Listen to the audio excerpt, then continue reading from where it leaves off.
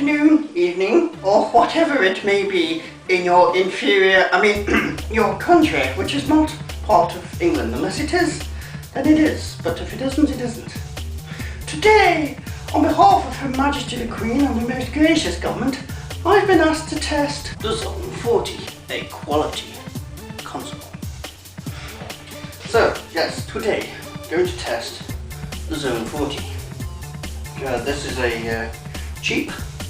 When I say cheap, it retails in this country for about £20. In the good old US of A, it retails for about $40. So it's comparatively cheap compared to the Wii or anything like that. It's quite often compared to the Wii. But this is a point we're going to take up in this review.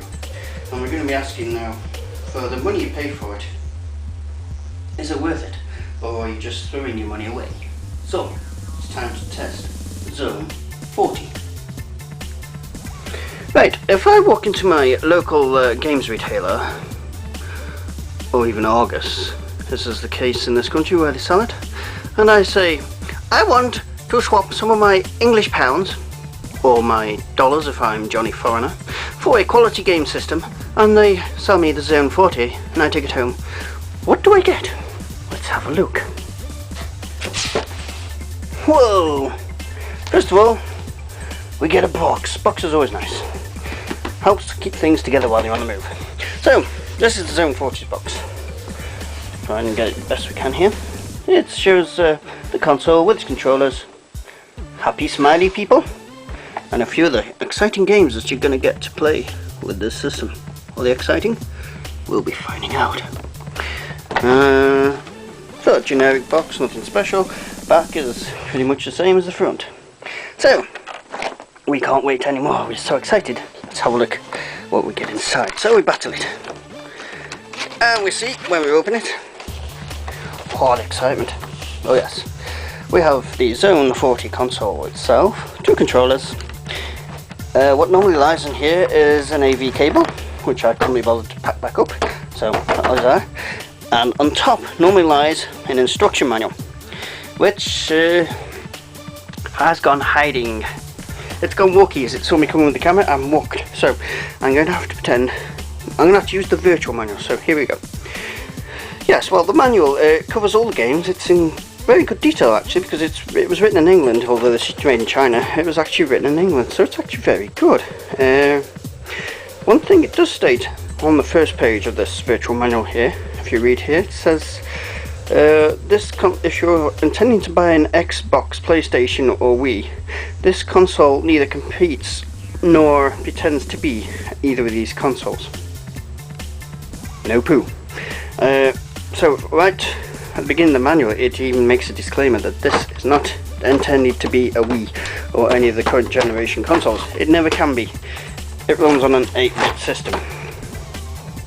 So let's have a look at the little bits just that you get. Here's the console. Not bad looking. Plastic's cheap, but what you'd expect for the price. Front is the infrared receiver, power on and off button. Yes, this can run on mains or battery. You don't get an adapter, so there. The stickers are primed into light. You can see the stickers sort of coming off already. Well, not coming off, they just stick up because it's a bit cheap, but you know, price wise. Back is clear apart from screw holes. There is a little blue thing which does bugger all because the receiver's on the front. A power and a reset button, and at the back an AV slot and power jack, which as I said you don't get with it. So let's have a look at the controllers. Weight wise, not too bad, not as heavy as the Wii's, but they're not too bad. Handling wise they are, I would say, very comfortable, and surprisingly the buttons really do give you good feedback. They're nicely weighted, don't feel cheap, you can battle them in. Yes, so there we go. Has the infrared sensors here, which is controller 1, and another one there. Doesn't have to be exactly the science of how that works. Each run on 3 AA batteries, and the main console itself runs on 4 AA batteries. As I said, two controllers, identical, controller 2. There you go, nicely put there. You can get your dongle thingy to hang it on. So, taking the price into consideration, the controllers are very good, impressive. Bit cheap, very light, but it doesn't look too bad. So let's go see the bones of this system and see what it does when we fire it up. Okay, welcome to the wonderment that is the Zone 40 menu. Playing this on my own today. Although there are 2-player options, I'm going to be playing the computer. So here we have the main menu, and the first thing you notice is this music. Yes, it only lasts about 6 or 7 seconds, and it repeats, which, although, no, it's not too bad. It doesn't grind after a while, and this is a continuing theme through a lot of the games on here. They do tend to repeat very quickly. Okay, so you've got 2 menus, interactive sports games and arcade games. Now, there we go. You have to use in that position. Sorry, you have to use in the cross position. Just show you there, but I ignored that, so there we go. Now, here's an interesting game, Sword of Warrior. Let's have a look at this. Another problem with this system is the difference between the volume, because you can go from the menu to the games, and it can get incredibly loud. So you have to keep continuously adjusting the volume when you're playing a new game. Well, let's have a look at Sword of Warrior. Now, this is one of my favourite systems on the game. Get little instructions here. Easy, yeah, go on then. Go for easy. Now, it's your traditional wander around, shoot 'em up. Now, one of the common criticisms with this machine, and I'd have to agree, is that despite having basic motion control, it doesn't actually utilise them in most of the games. I'm just holding the controller sideways here and pressing buttons.